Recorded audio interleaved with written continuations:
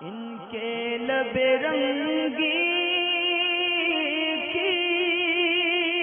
نچھاور تھی کہ جس نے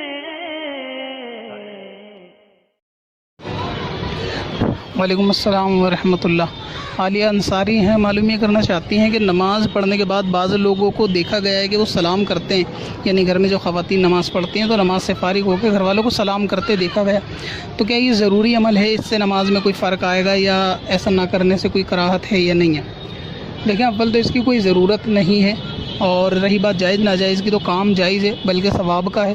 اسے کرنے میں بھی کوئی دقت نہیں ہے، جبکہ اس کو لازمی اور ضروری نہ سمجھا جائے۔ نماز کا قبول ہونا نہ ہونے سے اس کا کوئی تعلق نہیں، یعنی صحت نماز پر اس کا کوئی اثر نہیں ہے۔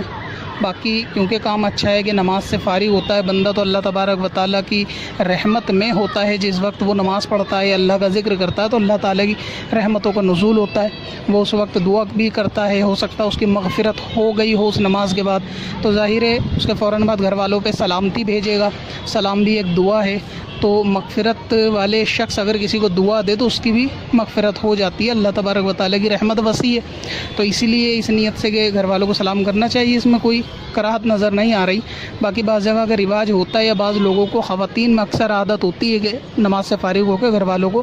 سلام کرتے ہیں، تو کیونکہ عمل نیک ہے، اچھا ہے، تو اس میں کوئی کراہت والی بات نہیں، کر دینے میں حرج نہیں، جبکہ اس کو لازمی نہ سمجھا جائے۔ پتھر میں اصل والے پرانے